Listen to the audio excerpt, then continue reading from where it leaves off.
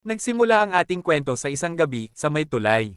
May isang lalaking tinitignan ang kanyang cellphone at binabasa ang mensahe mula sa ama ni Jinwoo at sinasabing nagkaroon siya ng pinakamalaking takot sa buhay niya pagkatapos bisitahin ang XX Korean Medicine Clinic. Parang marami sa mga may impeksyon ang pumupunta sa lugar na iyon. Siguro dahil sa sitwasyon ng corona. May mga nag-comment naman na nagsisi dahil kakagaling lang daw niya sa clinic na yon. Ang isa naman ay sinasabi na hindi na daw siya babalik doon dahil puno pala ng taong infected ang klinika na yon, at ang isa ay sinasabi na sa tingin niya, di daw na-manage ng maayos ng klinika ang coronavirus. Tumawa ang lalaki at sinabi na hindi ito ang dahilan bakit siya naging Korean medicine doctor. Di siya makapaniwala na mababaon siya sa utang matapos mabaigo 3 taon makalipas buksan ang kanyang klinik, at nagtatanong kung bakit natsyempuhan pa ng breakout ng coronavirus ang pagbukas niya ng klinik. Habang nasa tulay at may hawak na bote ng alak, ay napasigaw siya sa pagtatakam kung bakit nai-infect ng COVID ang mga pumupunta sa klinik niya, at pinagbibintangan pang ang klinik niya pa mismo ang nagdadala ng virus. Hindi niya naman ginasto mangyari yon. Nang biglang nadulas ang kanyang paa at tuluyang nahulog sa tulay ng ulo at nagtataka kung bakit nasa ibaba ng paa niya ang kalangitan. At nang biglang nahulog na siya sa tubig. Nang panahong yon, ay di niya alam kung ano na mangyayari sa kanya. Na siya ay isang normal na Korean medicine doctor ay magiging isang divine physician pala sa isang nobela. Biglang may nag-pop up sa notification na nagsasabi na maayos na ang HP system. Tapos ay sinabing maaari na daw makakuha ang HP mula sa kanya mga internal organs sa pamamagitan ng paggagamot. Sinabi din sa notification na kada makukuha mo na HP, matutunan niya rin ang iba't ibang uri ng skills at pagsama ng mga nilalang. Ipinakita din sa system niya ang kasalukuyang HP ay 0. Nagtaka ang lalaki kung nasaan siya, iniisip niya kung sino ang lalaking nakatingin sa kanya, kung ito ba ay Square na sumagip sa kanya mula sa pagkakahulog sa ilog. At nasabi na lamang niya na makakapagbagong buhay na siya, mabutit buhay pa siya. At habang mahigpit na pagkakapit sa isang kumot, naisip din niya na maijing ng mabuhay ng baon sa utang kesa mamatay. At bigla na lang niya binanggit na mag-iingat na siya sa susunod. Ngunit napansin niya na wala siya sa hospital, siya ay nasa isang malaking at magarbong kwarto na may napakalaking bintana. Nagtataka siya sa kakaibang kasangkapan na nakita niya, para siyang nasa isang set ng pelikula na nasa makalumang panahon. Nang biglang, isang boses mula sa lalaki ang pasiga. Kamahalan. Makikita ang isang lalaking may balbas at bigot na umiiyak at tinatanong kung nakikita daw ba siya nito. Bigla siyang nagulat sa reaksyon ng lalaki sa kanyang harapan at nagtaka kung sino tong di pamilyar na tao. At kung bakit siya umiiyak. Tinanong niya ito kung sino siya at nagtaka ang may balbas at biguteng tao kung bakit di niya siya nakikilala. Ngunit pasiga pa ring nagpakilala ang lalaki na siya si Garden, ang kanyang personal na doktor. Siya si Piero Garden. Nagtataka siya sa pinagsasabi ni Garden at nagpakuha na lamang siya ng tubig. At ilang sandali lang ay bago pa man matapos ang pagpapakuha niya ng tubig, ay iniaabot na agad ni Garden ang napaka-eleganteng basong may lamang tubig sa lalaki.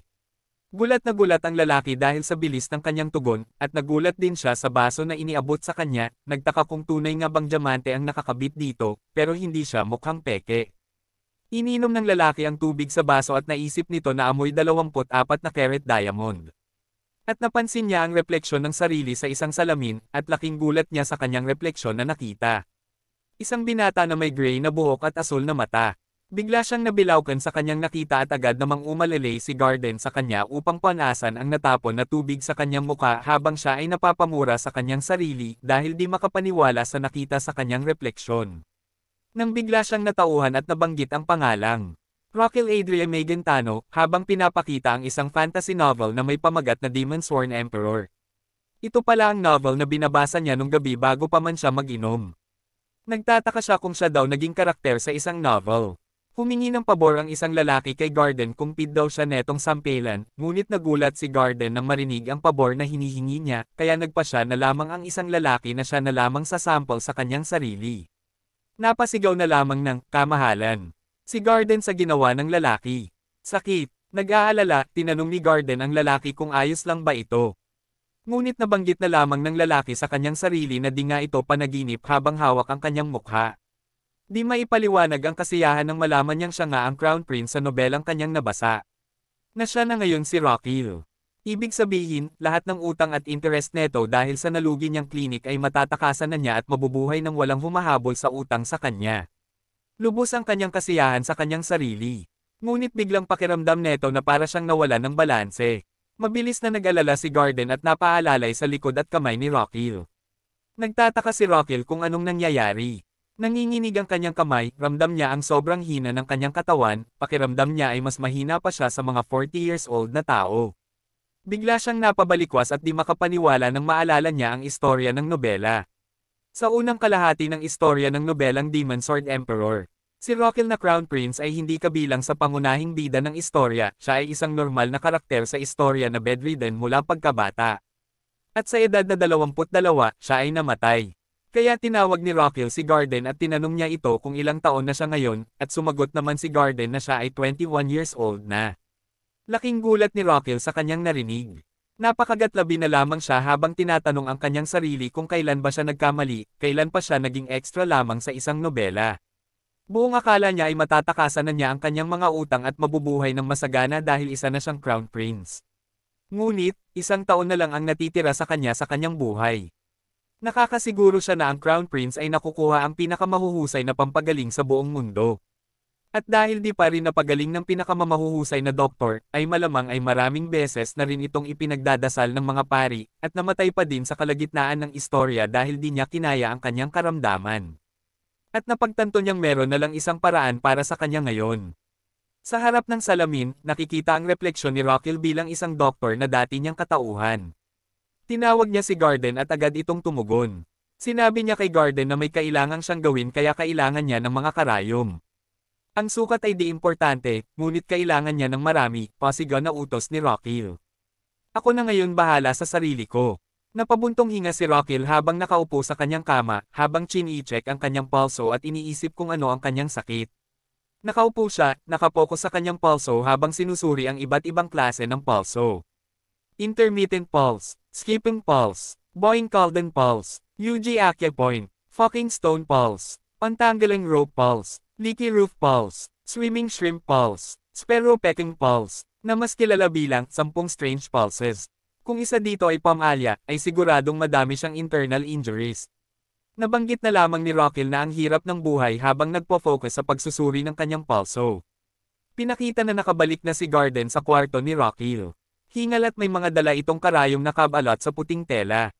Sinabihan ni Rockil si Garden na ay latag na lamang niya ito sa kanyang kama. Matapos mailatag, nakatayo si Rockil, sinusuri ang mga karayom at kumuha ng isa, at nagulantang sa laki nito. Habang pinapainitan ni Rockil ang karayom sa kandila na nakalagay sa maliit na lamesa, nauutol-utol na tinanong ni Garden kung saan ba niya gagamitin ang mga karayom na pinakuha niya. At nakangiting iniangat ni Rockil ang karayom at sinabing, bahagya lang naman niyang itutusok sa kanyang katawan. Laking gulat ni Garden sa narinig at bilang napakapitan sa tuhod ni Rockil, nagsusumamo habang umiiyak. Nais ni Garden na kumalma si Rockil at ayaw niyang saktan ang sarili. Napangiwi si Rockil habang iginiit ni Garden na siya ang tagapagmana ng imperyo at naiintindihan daw ni Garden na nasasaktan si Rockil, pero wag daw niyang parusahan ang kanyang sarili tulad nito. Inawat naman ito ni Rockil at ipinaliwanag na mali ang kanyang inaakala. Nahimasmasan si Garden habang sinasabi ni Rockil na para ito sa ikabubuti ng kanyang katawan. Pinapakitang pinapainitan na ni Rockil ang karayom habang nagbibilin kay Garden na kung walang mangyaring masama sa kanya pagkatapos niyang gawin ang pagtusok, ay dapat magtiwala na siya mula ngayon. Nagulat at napailing si Garden sa tugon ni Rockil, ngunit yumuko din at sinabing, kung ano ang iyong kagustuhan, ay magtitiwala ako. Sinabihan ni Rockil na huwag mag-alala sa kanya at hindi siya magsisisi habang hinuhubad ang kanyang damit. Ang unang karayom ay ang pinaka-importante para sa breathing organ. Humiga siya sa kama, katabi ang mga karayom. Kailangan niyang maging relax sa paghinga bago ang lahat para sa pagsisimula ng 12 meridians. Ang isa na pinaka-connected sa baga ay Long Meridian of Han, Tayin. Napare siya habang itinutusok ang unang karayom sa kanyang katawan. Iniisip niya kung dahil lang ba sa laki ng karayom pero ramdam niya ang sakit. Pinapakita ang epekto ng pagtusok ng karayom. Long isang acupoint, Cloudgate acupoint, upper arm assembly acupoint. Pawisan niyang natapos ang isang karayom. Nang biglang may isang pop-up notification na naman ang lumabas. Sinasabing ang katawan daw niya ay umaayos dahil sa tamang acupuncture na ginawa niya. Ipinakita din na bahagyang gumaling ang function ng kanyang internal organs. Ipinakita din ang kanyang baga na mula sa walang buhay ay tila may kisap na liwanag mula dito. At lumabas ang notification na sinasabi na gumagana na muli ang kanyang baga. Makikita ang biglang pagmulat ng mata ng pink na nilalang, ito ay ang kanyang baga. Masayang-masaya ito habang sumasayaw sa tugtugin, at tila naka-thumbs up at nakakindat pa sa kanya sa tuwa. Lumabas naman sa notification na nagbigay ng 2 thumbs up sa kanya ang kanyang baga at sinasabi na mayroong 100 HP ito. Ipinakita ang 100 HP sa notification screen. Gulat at takang-taka naman si Rockil sa kanyang mga nakikita. At nabanggit na lamang ang salitang, mascots. Takang-taka si Rockil sa kanyang nasasaksihan, winawasiwas ang kanyang kamay na tila ba nagko-control ng cellphone sa kanyang harapan. Ngunit nag-aalala naman si Garden sa kanya. Tinanong ni Rockil kay Garden kung ano ang kanyang nakikita, na para bang isang status window. Takip bibig na maluha-luha sa pag-aalala si Garden at iniisip na nababaliw na ang Crown Prince. Naaawa siya sa kalagayan nito at di niya alam kung ano ang gagawin sa kanya. Agad na napansin ni Rockil si Garden na lumuluha at sinabihan ito na di siya nababaliw at tigilan ang kakadrama niya. Pasiga namang nabigla si Garden at nagtanong kung bakit magtutusok pa siya ng karayom. Sinabihan ni Rockil si Garden na okay lang daw habang tinutusok ang karayom. Biglang labas ulit ang notification window at nagsasabing matagumpay daw niyang nagawa ang pag-acupuncture sa Yunmen Acupoint. Lumabas din sa notification na ang paninikip ng kanyang dibdib daw ay bahagyang lumuwag. Sunod-sunod ang tusok ng karayom ni Rockil pababa sa kanyang braso. Nakangiwi na naman siya sa sakit na di niya inaasahan na mas lalo pala masakit. Dahil sa nasasaksihan, napadasal na lamang si Garden habang nakaluhod sa harapan ni Rockil na nakahiga sa kama. Pinagdasal niya na bantayan ang Megentano Imperial Family's Crown Prince sa mabilis na paggaling ng kanyang pagkabaliw. Di dapat siya magkasakit, wala siya sa kanyang sariling katinoan at sinasaktan ang kanyang katawan. Nabanggit din niya na pati siya ay baka mawala na rin sa katinoan kakaisip. Nakatitig naman si Rockil sa kanya habang di moari ang sinasabi ng kanyang personal doctor na si Garden. Muling dumiretso ng tingin at handang tapusin ang kanyang proseso ng pag-acupuncture. Una, Shabay Acupoint, Chanfo Acupoint, Kungsui Acupoint, at Yuji Acupoint. Bigla na namang lumabas ang notification window na sinasabing dahil sa kanyang acupuncture skills, bahagyang tumaas ang kanyang acupressure points. Na parang ang iyong baga ay nagpapamasahe sa massage chair. Ipinapakita na ang kanyang mga baga ay nagiginhawahan habang nakaupo sa massage chair. Nagagalit na nagtataka naman si Rockil kung bakit massage chair napili ikumpara ng system ang kanyang nagawang acupuncture habang binabasa ang mensahe sa kanyang notification window. Nagtataka din si Rockil kung bakit di man lang ito nagbigay kahit isang HP sa kanya. At pinagpatuloy pa niya ang kanyang acupuncture para ito ay tapusin na. Chai's Acupoint. Tinusok ni Rockil ng karayom ang ilalim ng kuko ng kanyang hinlalaki. At sinabing ang acupuncture treatment ng left meridian ay matagumpay na natapos na. Makikita na may dalawang binata na may dilaw na buhok sa isang entablado na natututukan ng spotlight. Sinimula ng pagkumpas ng kamay at paa. Lumabas sa notification window na ang kanyang baga ay isinasagawa ang tap dance.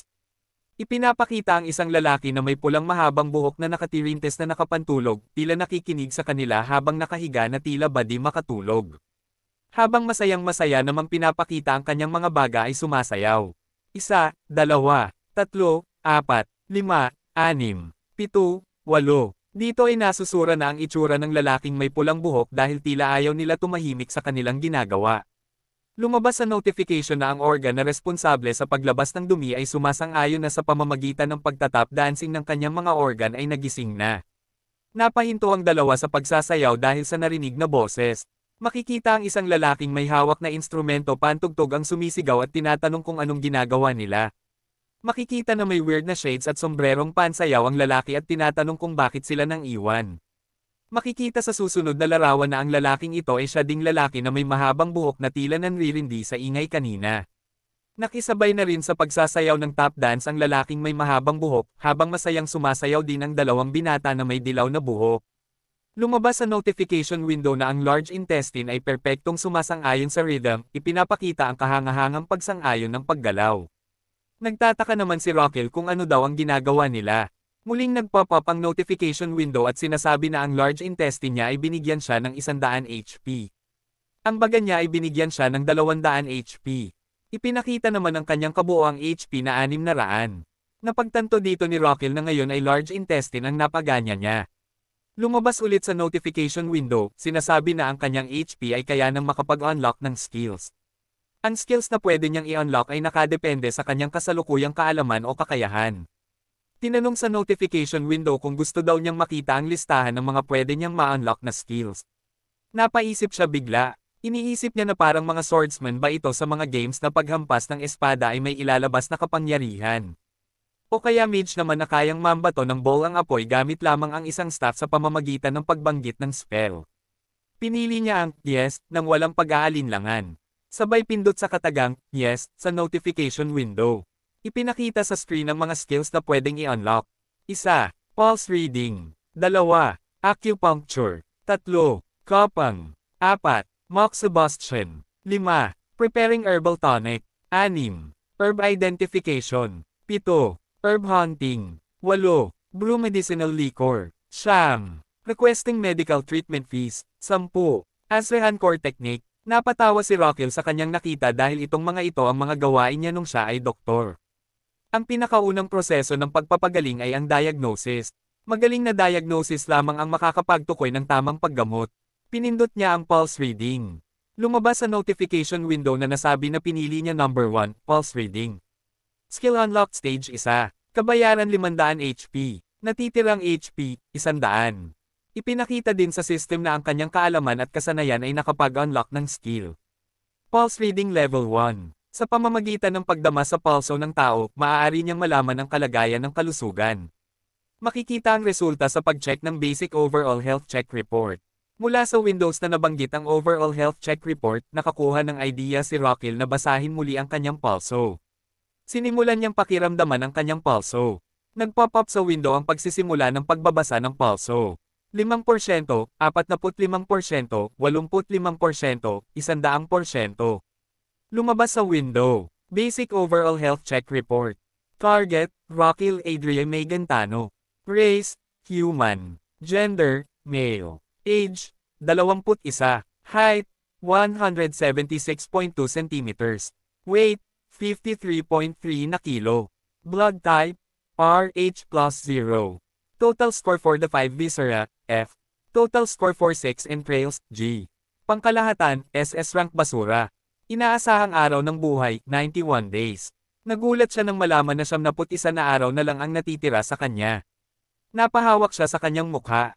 Inaasahan naman niya na maiksi na lang ang natitira sa kanyang buhay, pero hindi sobrang ikli tulad ng 3 buwan na mas maikli pa sa postpaid plan ng mga network. Ngunit, hindi papayag si Rockil na mamatay na lamang ng ganito. Muling itinusok ni Rockil ang mga karayom sa kanyang katawan ng pakanan ng picot habang ginagamit ang reinforcing reducing method at huminga habang tinatanggal ang mga karayom gamit ang respiratory and supplementation method. Matapos, muli niyang ibinaon ang huling karayom sa ibaba ng kanyang kuko bilang huling proseso. Muling nag-pop up ang Windows. Sinasabing nadagdagan ang kanyang buhay ng 1 araw. Ipinakita na 72 na araw ang kanyang inaasahang natitirang buhay. Laking gulat niya nang makita na epektibo ang kanyang ginawa. Kaya't nakaisip siya ng paraan. Muli niyang kinuha ang karayom at muling ibinaon sa kanyang katawan.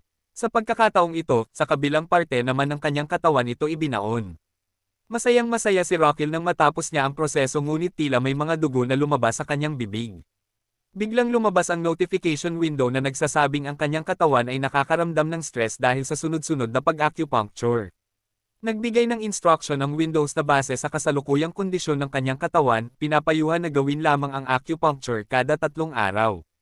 Labas dugo na naman ni Rockil sa bibig nang malaman ng patakaran, hindi pala uubra na paulit-ulit na acupuncture para gumaling siya. Di naman mawari ang reaksyon ni Garden dahil nakikita niyang duguan ang bibig ng kanyang alaga. Sa kabilang banda, ang mga binata na may dilaw na buhok, at lalaki na may mahabang pulang buhok, tila nanlulumo dahil sa ginawa ni Rockil. Sinasabing kailangan ng kanyang katawan ng sapat na lakas para makayanan ang pagpapalakas ng nerves at meridians habang isinasagawa ang acupuncture. Pero ang kanyang katawan sa kasalukuyan. Ipinakita ang 1-200 na health bar, na kung sa gaming ay piso na lang ang natira. Napagtanto ni Rockil na epektibo ang acupuncture. At kanya ding napagtanto na ang kanyang problema, ang kahinaan ng kanyang katawan. Sa kanyang pagkakalkula, kailangan ng 3 araw para makarecover ang katawan at muling isasagawa ang proseso ng pag-acupuncture. Kung magagawa niya ang pag-acupuncture kada 3 araw, inaasahan na kada proseso ay makakadagdag ng 1 araw sa kanyang buhay. Maaring madagdagan ng 1 buwan ang kanyang buhay bago siya mamatay. Pero hindi ito sapat dahil ganun pa rin, malapit pa rin siyang mamatay. Kailangan niyang makaisip ng paraan. Pinakamabilis at pinakasiguradong paraan at buong kumpiyansa niyang binanggit ang salitang consumables. Ipinakita ang mga herbal plants at nakangiti siyang binanggit ang katagang tonics. Nagtataka naman, tinanong ni Garden kung sigurado ba talaga siya na okay lang siya. Napalingon si Rockell kay Garden at muling nag-utos. Nauutul-yutul na sumagot si Garden na handa siyang sumunod. Tinanong ni Rockell si Garden kung meron daw ba silang imbaka ng mga sangkap. Habang ipinakita ang isang herbal plant. At humiling siya na mas malakas na sangkap. Napatanong si Garden kung anong ibig sabihin nito na mas malakas na sangkap. At binanggit ni Rockell na nakakalasong sangkap. Balisa namang sinabi ni Garden na meron naman pero. Hindi pa tapos magsalita si Garden ay napasingit na si Rockell sa galak na meron pala. Kaya't nagtanong na ito kung meron daw bang wolfsbane root. Ipinakita ang saya sa mukha ni Rockell habang nakaturo sa halamang ugat na nais niyang ipakuha.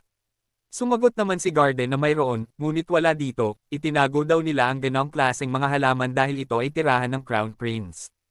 Nagalak naman sa tuwa si Rockell at napapalakpak pa at pinakuha ang nasabing ugat kay Garden. Nag-aalalang tinanong ni Garden si Rockell kung saan niya gagamitin ang mga iyon. Ngumisi si Rockell sabay sagot na kakainin niya ang mga ito habang dinidilaan ang kanyang sariling labi na tipong natatakam na sa nasabing nakakalason na ugat. Napahawak naman sa mga pisngi si Garden sa gulat dahil sa kanyang narinig. At lalo pang nang-asar itong si Rockell at itinuro ang kanyang bibig sabay sabi na, "Ako." Malakas ang ulan sa labas ng palasyo. Muling lumuho at lumuluhang nagmamako si Garden kay Rockell na huwag gawin ang mga ganong bagay. Bakit daw niya nagawa na magtulungan para lasunin siya para mamatay sa pagkain? Makikita ang nag-crack na simento sa ibaba ng tuhod ni Garden na napatigil sa pag-iyak habang kinakalma ito ni Rockell at sinabing hindi ito ang kanyang gagawin. Ipinaliwanag ni Rockell na parte ito ng kanyang pagpapagaling. Sisigat pa sana si Garden ngunit pinatigil ito at sinabihan na meron lamang siyang 5 minuto para bigay sa kanya ang kanyang hinihiling. Pinakita na nag-aalala pa rin si Garden para sa kanyang alaga. Sinabihan ni Rockell si Garden na kung hindi niya makuha ang pinapakuha niya ng lagpas ng sinabing minuto ay kikitilin nito mismo ang kanyang buhay. Di nawala ang pag-aalala sa mukha ni Garden. Napabuntong hininga na lamang si Rockell dahil dito. Naisip niya na ipaliwanag kay Garden ang kanyang gagawin. Tinanong niya si Garden kung alam ba niya na sobrang nakakalason ang wolfsbane root. At sumagot naman ng, oo, si Garden, kaya daw ito ang madalas na gamitin sa panglalasan. Ipinaliwanag na may dalawang klase ng wolfsbane root. Ang isa dito ang gustong kainin ni Rockell, ito ay mas maliit at tinatawag itong daughter root. Ang toxic substance ng wolfsbane, na nakakapagpatigil ng puso. Laking gulat si Garden sa kanyang narinig. Nakangiti namang sinabi ni Rockell na tama ang kanyang narinig, ngunit buong kumpiyansa niyang sinabi na alam niya kung paano mapapawala ang lason. Sa madaling salita, kaya kung gawing gamot ang isang nakakalason na halaman. Nag-aalang inulit ni Garden ang sinabi ni Rockell na patanong. Sumagot naman si Rockell. Sa ibang bansa, tinatawag itong detoxification. Muling inulit ni Garden ang sinabi ni Rockell na patanong. Sumagot naman si Rockell na. Kapag natanggal ang nakakalason na sangkap ng daughter root, ito ay magiging mabisang panggamot. Tinanong ni Rockell si Garden kung kumbinsido na daw ba siya. At matapat na sinagot ni Garden na, di gaano. Nanlumo ang mukha ni Rockell at di makapaniwalang di pa rin kumbinsido si Garden sa kabila ng kanyang mahabang paliwanag. Binanggit ni Garden na ngayon pa lang siya nakarinig ng ganon. Di niya alam kung saan galing ang ganong impormasyon at kung magtiwala ba siya. Pero, habang hawak ng isang kamay ang dibdib at nakayukong binanggit na, kung makakatulong ito para sa iyong karamdaman, kukunin ko ang wolfsbane na iyong pinag-uutos. Di na nakapagsalita si Rockell sa kanyang narinig. Habang papalao sa kwarto ng Crown Prince, labis na nag-aalala si Garden na lalong nanghihina ang katawan ng kanilang Crown Prince kada lumilipas ang bawat araw. Nawala na sila ng pag-asa dahil walang gamot ang nakakapagpagaling sa kanya. Detoxification, sa tingin niya, okay lang na sumubok. Pero, pag ang pagdi-detoxification process ay nagawa na, kailangan siya muna ang unang sumubok para makatiyak na ligtas ito para sa Crown Prince. Iniabot ni Garden ang wolfsbane root. At siya ay excited habang ito ay kanyang niluluto sa kaldero. Habang pinapakuluan sa tubig ang sangkap na pinakuha para panggamot, agad namang naamoy ito ni Garin at sinabihan niya si Rockell na talagang kakaiba ang amoy nito. Habang tinatakpan ng puting tela ang kaldero, muling tinanong ni Rockell si Garin kung hanggang ngayon ba ay hindi pa rin siya naniniwala. Sumagot naman si Garin na siguro dahil nakakalason ang ginamit niyang sangkap. Muling pumasok sa isip ni Garin ang salitang lason at muling nag-alala. Hawak ang sariling mukha, habang mistulang paiyak ulit na nakiusap si Garin na huwag na niyang ituloy ang binabalak niya. Nagulat at napabalikwa si Rockil sa reaksyon ni Garin at naisipan niyang pagtripan ang kanyang doktor. Hinamon ni Rockil kay Garin na kung talagang nag-aalala siya, edi siya muna ang unang sumubok. May paggalak sa mukha habang sinasabing gustong-gusto niya talagang gawin iyon. Laking gulat ni Rockil sa narinig mula kay Garin. Naalala niya sa nobela, si Garin ay tapat at masigasig. Hindi agad siya na-assign na family doctor, ngunit nagsimula siya bilang assistant hanggang siya ay maging family doctor. Kahit ang mga kumpanyang doktor ay umalis at iniwan siya, natitirang matibay itong si Garin para kay Rockil, ganyang klaseng tao si Garin. Ngunit ayon sa nobela, sa huli, sinisi pa rin si Garin dahil sa pagkamatay ng Crown Prince.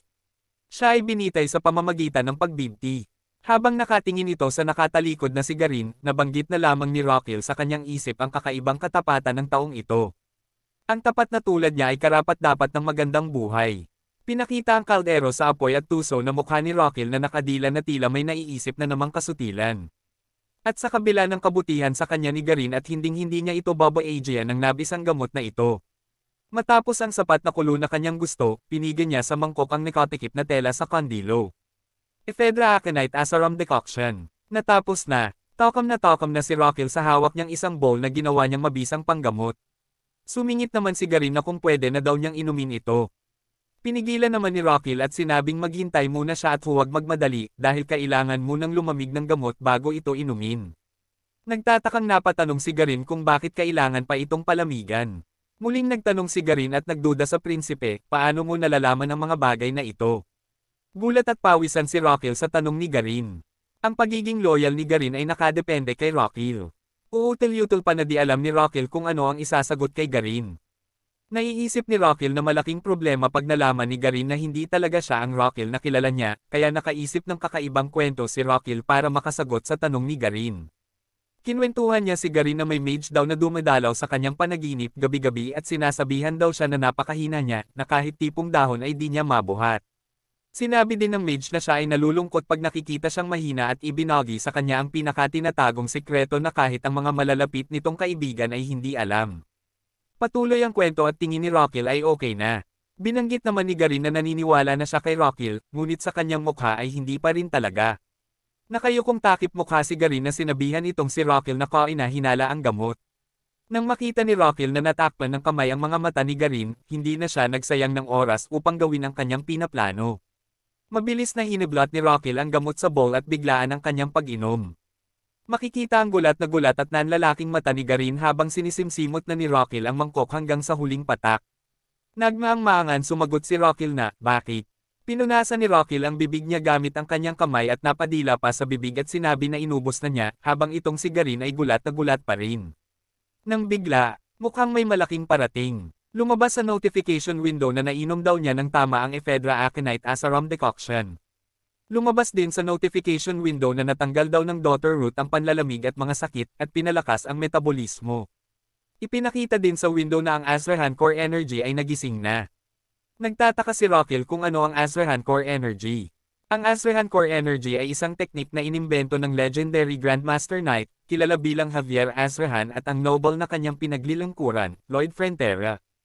Ang kakayahan ay ipinasa sa kaapo-apuhan ng Maguentano Imperial Family. Ito ang kakayahan na nagsisimbolo sa Imperial Family. At dahil ang may-ari ng katawan ay ang Crown Prince, dapat natutunan na niya ito noong bata pa lamang. Ipinakita sa notification window na ang Azrahan Core Energy skill ay na-unlock na at ipinakita din ang stage nito na Single Circle Level 1. Ito ang nagpo-proseso at nagpapalaki ng mana na kinukuha na umiikot sa puso, ang Circle Mana. Ipinakita sa notification window na ang kanyang mana ay nadagdagan ng 120%. Ang kailangang HP para sa susunod na pagdagdag ng level ay 1,000, kasalukuyang HP ay 100. Biglang may lumabas na mana na umiikot sa kanyang puso. Sa pakiramdam ni Rockil ay parang may mabilis na umiikot sa kanyang puso. Ramdam din niya ang lakas na kumakalat sa buong katawan sa tuwing siya ay humihinga. Habang nakatayo, hawak ang bowl, ay napalibutan siya ng tila asul na enerhiya sa kanyang buong katawan at sinasabing ito pala ang mana. Sobrang saya niya sa kanyang nararanasan, hanggang sa mabitawan niya ang bowl at nabasag sa sahig. Bigla siyang napahawak sa kanyang puso, sobrang paninikip ng kanyang puso at tila ito ay sesubog. Nag-aalala namang nakita ni Garin si Rockil na nakaluhod, takot na takot ito at hindi alam kung ano ang kanyang gagawin. Biglang napadilat si Rockil nang may lumabas sa notification window at nagbigay ng babala. Ito ay kulay pula. Ang mana circle daw ay nagbibigay ng labis na paninikip sa kanyang puso. Panay ang labas sa notification window na katagang, panganib at babala. Pinakita din na ang balanseng paglago ng mana circle at ang kanyang puso ay tumigil na. Pinakita pa rin sa babala na ang kanyang puso ay nagbabantang huminto. Nanginginig at nanghihina si Rockil habang sinusuri ang kanyang mga nabasa. Naiisip na huminto ang sabay na paglago, ibig sabihin na ang sukat ng puso at ang pumapalibot na mana ay hindi magkatugma. Ayon sa nobela, si Rockil ay talagang masakitin mula pagkabata. Kaya naman hindi man lang nasubukan ang pag-eensayo ng kanyang mana circle. Ang mana circle ay parang isang singsing. Ito ay dinatugma sa kanyang puso, ito ay lubos na mas maliit at pinipigana ang kanyang puso. Habang hawak ang kanyang dibdib, nakaisip siya ng isang paraan. Ikinalma niya ang kanyang sarili at i-relax ang paghinga. Naisip niya na dahil di niya pwedeng paliitin ang kanyang puso, habang nagko-concentrate, makikita na sa kanyang isip ang kanyang pagtakbo habang napapalibutan ng nag-uumapo na mana sa kanyang katawan. At sinabi niyang, papalakihin niya ang bilog na mana. Biglang pumintig at galit na gustong kumawala sa pagkakaipit ang kanyang puso, habang si Rockil naman ay mahinahon na naghahanda. Bigla siyang tumakbo ng mabilis. Hinablat at hinaila ang mana na pumapalibot sa kanyang puso at pinabilis ang ikot ng mana circle. At hinayaan itong umiikot ng walang kontrol. Pawisan at hirap na si Rockil na pakiramdam niya ay mawawala na siya ng malay. Ngunit ang ganyang hirap ay walang sinabi kumpara sa kabiguan nung siya ay nasa Korea pa. Usap-usapan na ang kanyang klinik ay siyang pinagmumula ng corona kaya't napilitan siya isara. Nawala lahat ng kanyang pasyente at nagsimula pa siyang mapanat dahil dito. Dahil pa dito ang renta, utang at interest ay tuloy-tuloy na tumataas at binente pa niya ang kanyang bahay at lumipat sa mas maliit para lang mabayaran ang mga ito. Napasisigaw siya sa galit nang maalala ang kanyang nabentang magarang bahay. Habang hinihila ang mana circle, buong loob niyang sinasabi na, huwag mong maliitin ang. Ipinakita ang biglang buwelo ng isang malakas na paghila gamit ang kamay at paa at ang pagbato ng mana circle para mapaluwag nito ang kanyang puso. Self-employed business owner in Korea. Pasigan niyang binanggit. Dahil dito ay umayon ang ikot ng mana sa kanyang puso. Pinakita na nawala ng balance ang kanyang kaliwang paa at tuluyang siyang natamba. Agad namang umalalay si Garin at maluha-luha na puno ng pag-aalala. Habang hingal na hingal pa si Rockil, biglang labas ulit ng notification window. Ito ay kulay asul na ulit at bumalik na sa normal. Nagpapasalamat ang notification window dahil sa positibong pagpapalakas. Ang hari ng internal organ, ang puso, ay ganap ng gising. Sa kabilang banda, sa loob ng kanyang katawan, ang pagdating ng hari ay ipinahayag. Ang mga tagapagsilbi ay dinala ang karwahe ng hari sa entablado, at bumukas ang pinto. Lumabas ang hari ng lahat, ang puso. Mula sa pagkapayat, ang kanyang puso ay nagbago at naging matipuno habang tinutukan ng spotlight. Sinalubong naman siya ng bituka ng nakasaludo at masaya dahil nakita niyang bumalik ito at lumakas. Nagtatawa na naman ang kanyang dalawang baga at sinasabing ang isang mahinang nilalang ay nagpakita sa mahinang lugar. Sabay bawi naman ng puso at sinabihan silang mga bata na weaklings. Si Rockil naman ay napapiga ng kanyang kamao at nagsosorry sa kanyang body system dahil sa pagiging mahina niya. At may nag-notify na naman sa kanyang window at tinignan niya ito. Sinasabing ang growth balance ng puso at ng mana circle ay bumalik na sa normal. Sa unang pagkakataon ay magkakaroon siya ng mana circle slot. Sa kasalukuyan, ang slot isa niya ay 0 sa 10 na litro. Inakala niya na ito daw ay slot na parang sa games na pang-items. Bigla namang na-distract si Rockil sa tawag ni Garden at mabilis siyang nakatao, nakangiti at tinanong kung mayroon bang problema. Buong akala ni Garden ay nanghina ang katawan ni Rockil, ngunit mukhang lalo pa siyang lumakas. Sinabi ni Garden na halos mamatay na ang itsura niya kanina, kung ito daw ba ang side effect ng gamot. Kumamo sa ulo at nakangiti na tila walang nangyari, sinabing nabulunan lamang siya dito. Sabay hawak sa leeg at sinabing dito daw nagbara ang gamot. Natakot naman si Garden sa ikinilos ni Rockil at sinabi na huwag na niyang uulitin. Lubhang mapanganib ang kanyang ginawa. Dapat ako ang naunang uminom ng gamot. Sumagot naman si Rockil kung gusto ba talaga niyang inuman ang lason. Sa susunod daw ay sisiguraduhin na niya na makakainom siya. Gulat namang sumagot si Garden na hindi naman iyon ang kanyang ibig sabihin. Nagpasya na lang na magpahinga ni Rockil at inutusan niyang linisin ang nabasag na bowl sabay kumpas ng kamay. At muling humarap kay Garden at nagpasalamat na may halong ngiti. Gulat na gulat at di mapaliwanag ni Garden ang nangyayari, at nabanggit na lamang ni Rockhill na, hayaan mo na kung di mo narinig. Inaasahan ni Garden na masyado siyang naapektuhan ng lason at parang napalala pa ng lason ang sakit niya. Bumalik na lamang si Rockhill sa kwarto at hinawakan ang kanyang dibdib, at sinasabing sigurado siya na may nakuha siyang kamanghamanghang kakayahan. Ang mana slot. Ito ang kakayahan na mag-imbak ng mga materyales na hinaluan ng mana. Kada slot ay kayang mag-imbak ng 10 litro. Kailangang may pasok sa katawan para maimbak iyon. Ibig sabihin, kailangan niya itong kainin. Bumangon siya at naghanap ng makakain para masubukan ang kanyang bagong kakayahan. At nakita ang eleganteng pitchel ng tubig sa maliit na mesa. Nasabi niya na sakto ang tubig sa ganitong pag-eeksperimento, pagtansya niya na nasa 2 litro ang laman. Median lethal dose. Ito ang tawag sa pagsusuri kung gaano nakakalason ang isang bagay. Nalaman niyang ito ay kayang makapatay ng 50%.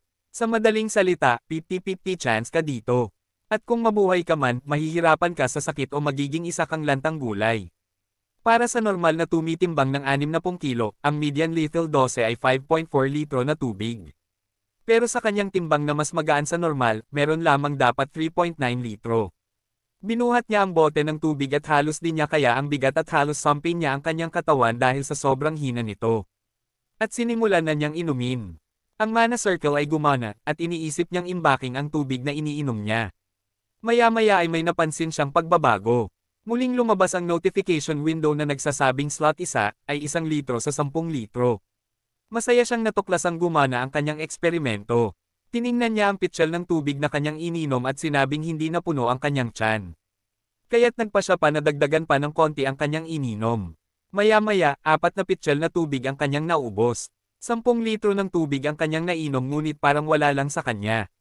Ipinakita sa Windows na ang slot 1 niya ay 10 litro sa 10 litro, ibig sabihin na ito ay puno na.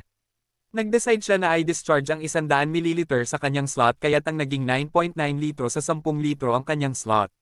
Sobrang gaan naman sa pakiramdam ang kanyang ginawa. Pakiramdam niya ay para siyang taong kamal, kaya niyang mag-imbak ng tubig hanggang kaya niya. Ngayon, nakakuha na siya ng ideya kung paano gumagana ang slot niya. Naisip niyang subukan ito sa tonic soup pero di niya alam kung anong gagawin niya sa tubig. Agad siyang mamamatay kung susubukan niyang ilabas ang natitirang 9.7 na litro ng tubig sa kanyang katawan ng biglaan. Tinitingnan niya ang mga bote ng tubig habang iniisip kung ano ang gagawin niya hanggang sa nakakuha siya ng ideya at tinitigan ang bote sa maliit na mesa. Ang Ashrahan Core Technique. Ito ay may kakayahan na pagkuha, pagpapalakas, at palabasin ng mana. Palakasin at palabasin. Iniisip niyang pipalabasin niya ito sa labas ng katawan imbes na loob. Ang una ay palakasin ang mana, makikitang ang mana circle ay lumalakas at nagpupumilit kumawala. Pagtapos ay ilabas, makikita na ang mana ay nagpopormang bilog at lumalabas sa kanyang palad. Natuwa siya na ito ay gumana. Itinutok niya ito sa bote at dahan-dahan dapat isalin dito ang mga tubig. Ngunit di siya nagtagumpay dito. Makikita ang direktang pagtama ng mana sa bote at nabasag ito sa lakas ng pagkakatama. Gulat na gulat siya sa nangyari. Matapos kumalat ang basag na bote at mga tubig, napatanong na lang siya kung bakit ganun ang nangyari. Inaasahan niya na para lang siyang nagsasali ng tubig sa baso na mula sa tulo ng gripo. Nagtataka siya kung bakit nagmistulang water cannon ang nangyari. Maya-maya lang ay may mga yabag ng paa ang papalapit sa kanyang kwarto. Sumigaw ang isang gwardiya na may ingay daw na narinig sa loob ng kanyang kwarto. Mabilis na pinasok ang kanyang kwarto at makikita na sinisingit ni Garden ang sarili niya sa kwarto para makapasok. Nag-aalalang tinanong ang Crown Prince kung ayos lang ba ito. Sumingit naman ang isang gwardiya na kung may terorista bang umatake. At sino naman daw ang maglalakas loob na terorista ang aatake sa kanya. Sumagot naman siya na walang umatake. Tumawa naman siya habang nag-iisip na naman ng kwento kung anong ipapalusot niya.